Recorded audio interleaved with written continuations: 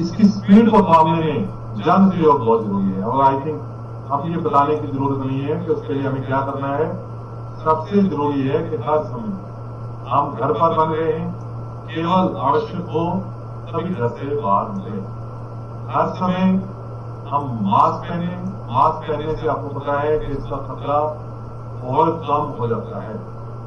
और एक और बड़ी चीज, क्योंकि कोविड संक्रमण आपसे फैलता है, इसलिए हर लगभग घंटा 2 घंटे बाद या कहीं हम कोई चीज करते हैं, किसी चीज को टच करते हैं, उसके बाद साबुन से रगड़ कर कम से 20 सेकंड हाथ को रगड़ना चाहिए।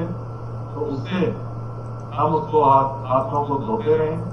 और सोशल डिस्टेंसिंग, या क्योंकि घर में भी सोशल डिस्टेंसिंग बनाने का ये समय है इस समय। और यदि कोई परिवार का सदस्य संक्रमित हो गया है तो उसका आइसोलेशन, होम आइसोलेशन या हॉस्पिटल में आइसोलेशन, वो तुरंत करें। ये बहुत आवश्यक है। आज के लिए जो हमारा व्हाट्सएप नंबर है, जब भी हम यहाँ पर प्रसारित करेंगे, वो नंबर आप नोट करना चाहें, 9625281928। मैं रिपीट करता हूं, 9625281928। इस नंबर पर आपके जो भी क्वेश्चन हो आप उस पर व्हाट्सएप करें। हमारे विशेषज्ञ, आज के विशेषज्ञ ब्रिगेडियर डॉक्टर राकेश गुप्ता की अध्यक्षता में उनका आंसर देंगे। आज हमारे 3 सेक्शन है जिनके बारे में अपने ब्रिगेडियर डॉक्टर राकेश गुप्ता साहब को आमंत्रित करूंगा। वो इसके बाद आपको इसके बारे में डिटेल में अवगत कराएंगे। धन्यवाद। जय हिंद।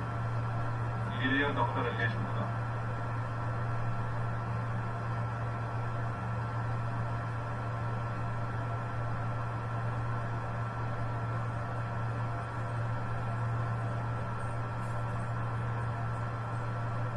बहुत बहुत धन्यवाद सर। जिसकी तरफ से मेरे सभी दर्शक और सभी सुनने वालों को, सभी सम्मानित नागरिकगण, हमारे CEO greater Noida, Noida and Yamuna authority के सीईओ, हमारे डिस्ट्रिक्ट मजिस्ट्रेट और सभी साथियों, आज हम सभी एक भयानक बीमारी से लड़ रहे हैं, कोरोना। हमने पिछले साल इसका पहला फेज देखा था, अब ये दूसरी वेव आप सभी के सामने है। पिछले 1 महीने से सारे के सारे कोरोना वॉरियर्स, फ्रंटलाइन वर्कर्स और साथ में सभी नागरिक, सभी एक बीमारी से जूझ रहे हैं।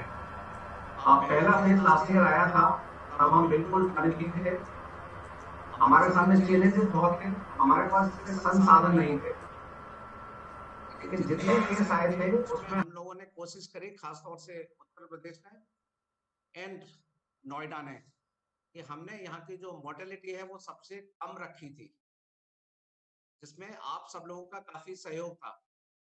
अब जो दूसरी वेव आई है, पहली वेव से बहुत बहुत फर्क है।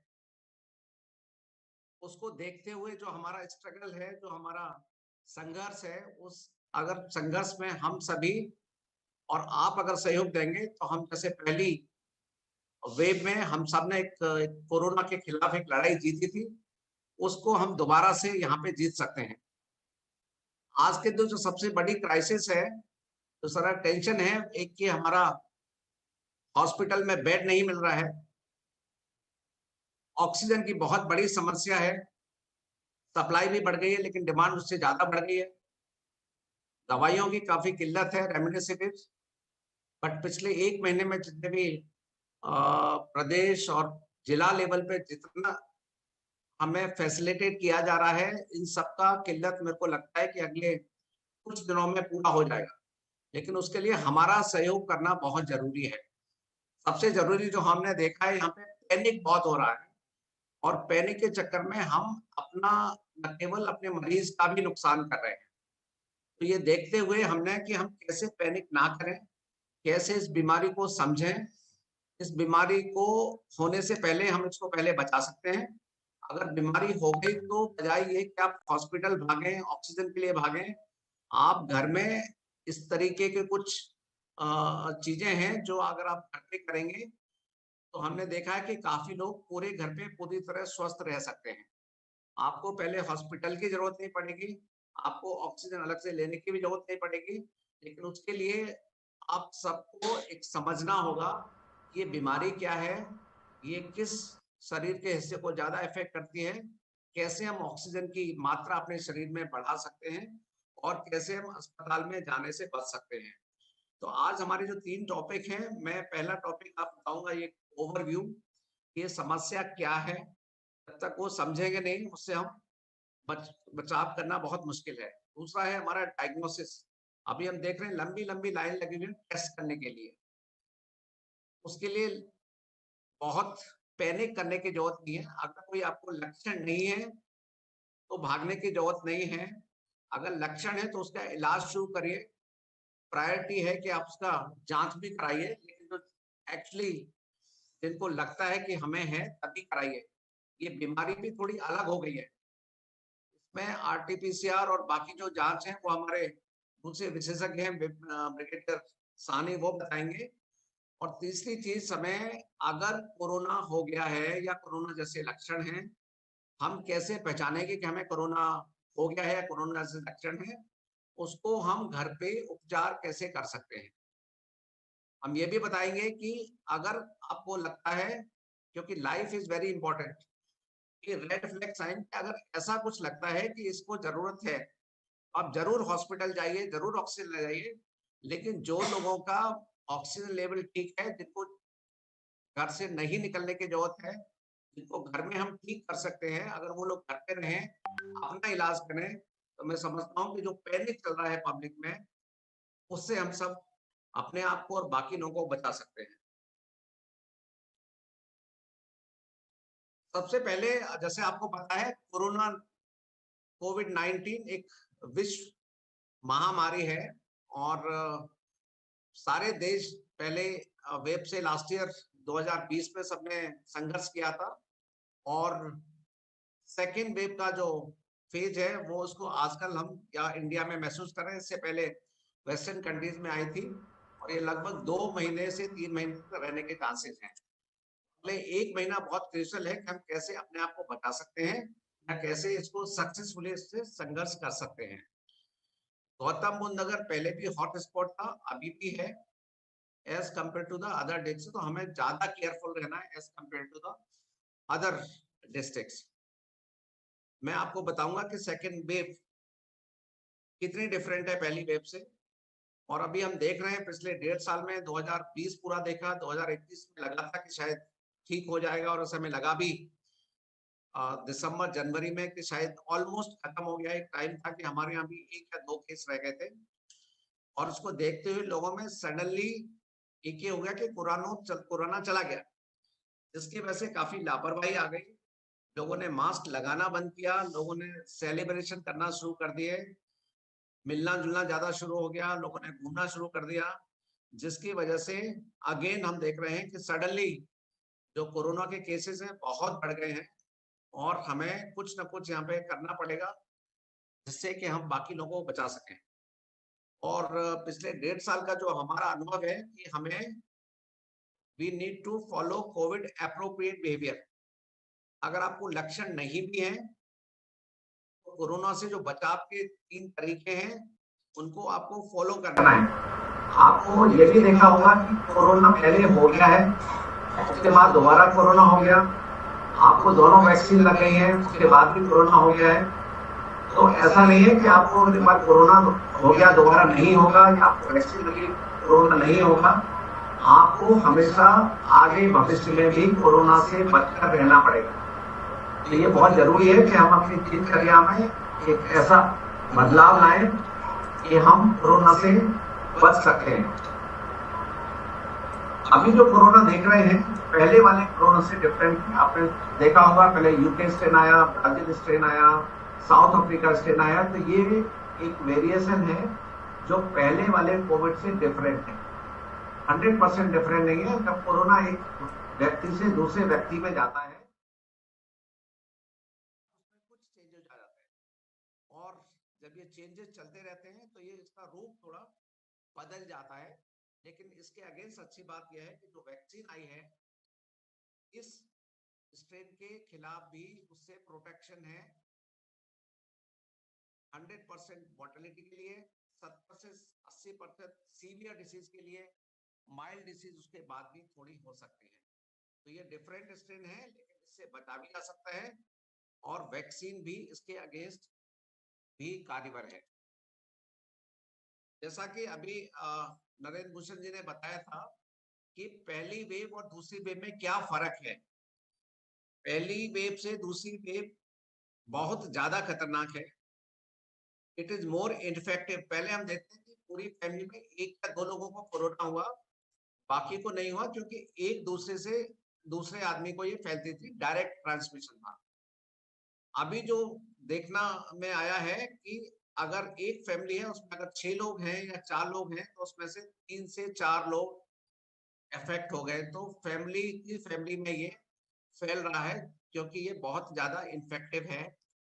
और आप देखेंगे हम पहले सोचते थे कि एयरबॉर्न नहीं है, ये हवा में भी है। तो ऐसा नहीं है कि ये नहीं हो सकता। इसलिए जो WHO के जो गाइडलाइंस हैं, जो ICMR की गाइडलाइंस हैं, पहले कार में आप जाते थे उसमें मास्क नहीं लगाना पड़ता था, लेकिन अभी मास्क लगाना जरूरी है। घर में अगर किसी को कोरोना के लक्षण है तो तुरंत उसको आइसोलेट करके आप बाकी लोगों को भी मास्क लगाना है, न केवल मरीज को, बाकी लोगों को भी, क्योंकि ये एक एयरबॉर्न डिसीज अभी हो गई है और एक से दूसरे को फैलती है, जिसकी वजह से उसको मास्क लगाना जरूरी है।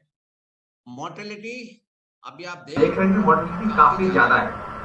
पिछले साल हम बोलते थे कि हाई रिस्क पेशेंट की ज्यादा प्रॉब्लम है, जो इनकी एज ज्यादा हो गई है, जिसको डायबिटीज है, ब्लड प्रेशर है।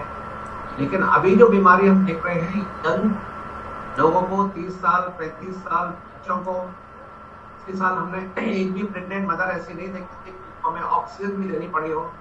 आज की डेट में हमारे पास 15 पेशेंट प्रेगनेंसी वाले एडमिट हैं, जिसमें 5 या 6 को ऑक्सीजन देना पड़ रहा है, एक को NIV भी है।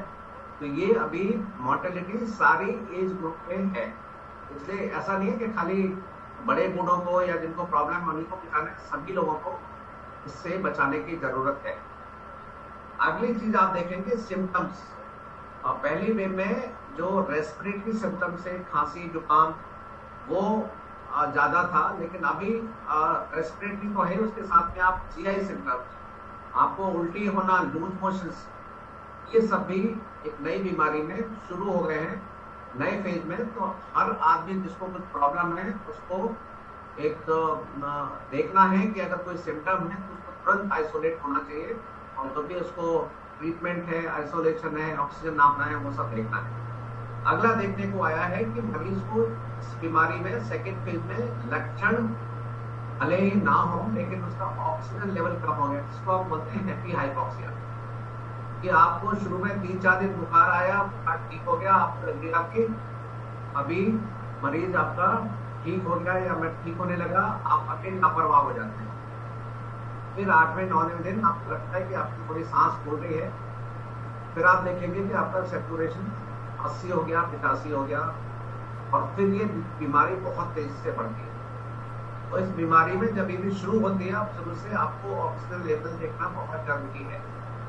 ऑक्सीजन लेवल जरा सा भी आपका कम हो जाए 94% से, तुरंत आपको ऑक्सीजन बढ़ाने के लिए जो भी लीवर से वो करने हैं, और हॉस्पिटल के लिए भी जाना नहीं है, हॉस्पिटल का रखना है। आपको जो डॉक्टर संपर्क में है उससे आप कंसल्ट करिए, ताकि इसको ट्रीटमेंट शुरू कर सकते हैं। डायग्नोसिस के बारे में अगेन RT-PCR और HRCT कुछ इसमें भी काफी चेंजेस आए हैं, क्योंकि RT-PCR के भी थोड़े लिमिटेशन है। पहले भी जो RT-PCR था वो केवल 70% पेशेंट्स में ही पॉजिटिव होता था, 30% जिसको है बीमारी उनको टेस्ट नेगेटिव आता था। तो उस टेस्ट के लिमिटेशन है, तो टेस्ट पॉजिटिव आए या नेगेटिव आए, उसके अलग जो कॉन्सिक्वेंस है वो प्रेगनेंस आने आपको बताएंगे। मॉनिटर ऑक्सीजन लेवल, ये बहुत जरूरी है। जिस दिन आपको लक्षण हो, मॉनिटर ऑक्सीजन लेवल अगर 95% कम हो जाते हैं तो आपको घर पे रह के ऑक्सीजन बढ़ाने के लिए जो भी एक्सरसाइज है, जो भी टोनिंग है, वो करना है। और अगर आपको लगता है कि 90 के करीब पहुंचते हैं कंसिस्टेंटली, तब आपको हॉस्पिटल जाने के लिए या ऑक्सीजन लगाने के लिए आपको इंतजाम करना पड़ेगा। एंड हम लोग आजकल एक नया कॉन्सेप्ट आ गया है होम हॉस्पिटलाइजेशन, जो हम अस्पताल में जो L1 केसेस को और सम L2 केसेस करते हैं, अगर वो घर पे ही शुरू करना चाहे तो उसको करने के बाद में अगर आप L3 है तो L2 हो जाएंगे, L2 है तो L1 हो जाएंगे, and that is M. Treatment करिए, कुछ लोग घर पे पूरी तरह ठीक हो जाते हैं और अगर उनको प्रॉब्लम है तो हॉस्पिटल जा सकते हैं। मैनेजमेंट और एट होम हमारे दूसरे फैकल्टी आपको आपने बताएंगे। मैं खाली इतना कहूँगा, पैनिक नहीं करना है, बिल्कुल पैनिक नहीं करना है। आपको घर पे रहना है, स्टे काम। जैसे ही आपको लक्षण होते हैं आप तुरंत अपने आप को आइसोलेट कर लीजिए। उससे न केवल आपका फायदा है बल्कि आपके फैमिली मेंबर्स, आपके दोस्त, उनको भी इस बीमारी से बचा सकते हैं। Boost oxygen of the body, आपका जो सैचुरेशन लेवल है, ऑक्सीजन लेवल है, उसको 94% से ऊपर रखिए। वो आपको बताएंगे कि कैसे कर सकते हैं। अगर आपको कुछ लक्षण हैं तो उनका सिम्टोमेटिक ट्रीटमेंट, आपका अगर उल्टे लेटेंगे उससे आपका 3 से 4% ऑक्सीजन लेवल अपने आप बढ़ जाएगा। मेरे योगा एक्सरसाइज इसमें बहुत फायदा करता है। आपके जो डॉक्टर्स हैं उनसे आप कंसल्ट करिए अगर आपको कोई स्पेसिफिक प्रॉब्लम।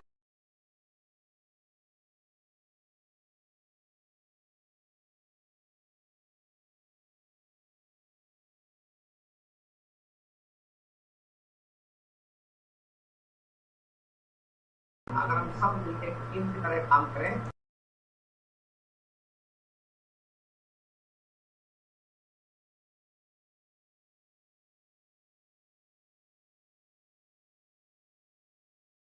तो आप एक साथ आप खुद मिलके मॉनिटर कर सकते हैं, ट्रीट कर सकते हैं। आई एम श्योर आपके यहाँ कुछ एक दो डॉक्टर होंगे, उनका हेल्प लीजिए और अपनी सोसाइटी में L1 सेंटर्स एस्टेब्लिश करिए, जिससे कि लोग बाहर ना भागें, हॉस्पिटल के चक्कर नहीं लगाएं और उनका ज्यादातर केस में वहीं पे उनका ठीक हो जाएगा। साथ ही में जो रेड फ्लैग साइन है, डेंजर साइन से हम बताएंगे कि अगर ऐसा कुछ है ताकि उन पेशेंट्स को आप तुरंत हॉस्पिटल लेके जा सकते हैं। आप preventive strategies, one is no panic. Second, जो सरकार के जो रेगुलेशंस हैं जैसे social distancing, 6 feet, masking and hand washing, ये जरूर करना है। चाहे आपको वैक्सीन लगा है या आपको पहले कोविड हो गया है, कोविड से दोबारा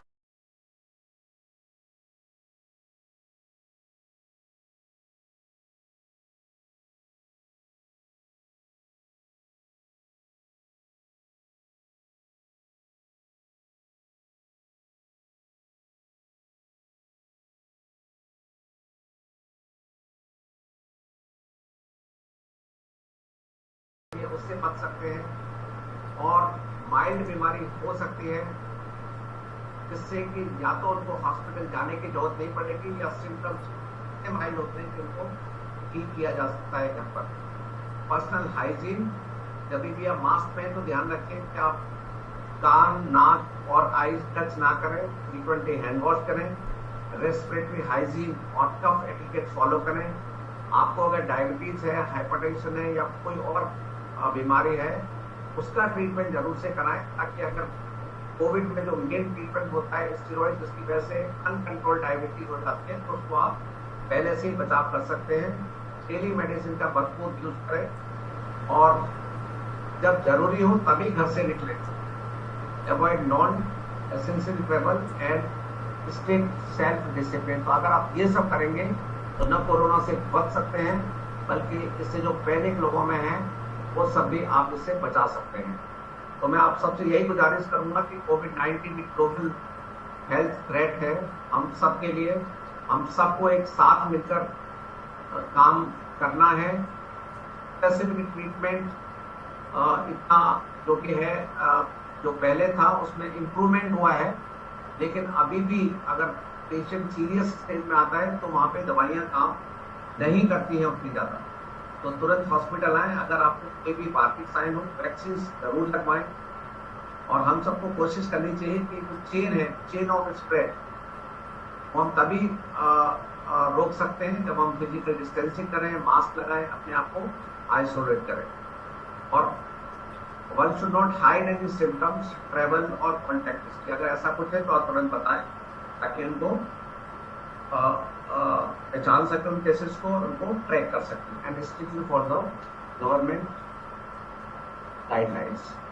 इसके बाद भी अगर कोई सवाल है तो आप चैट बॉक्स पे डाल सकते हैं या फोन जो दिया है उस फोन पे आप व्हाट्सएप कर सकते हैं। हम कोशिश करेंगे कि सारे के सारे जवाब हम आपको बहुत बहुत धन्यवाद and thank you CEO greater Noida and district administration CEOs for giving us this opportunity to prevent or to reduce the panic in the public and अगर हम कोशिश कर रहे हैं कि लोगों को कैसे थोड़ा सा कर सकें। Thank you so much, thank you.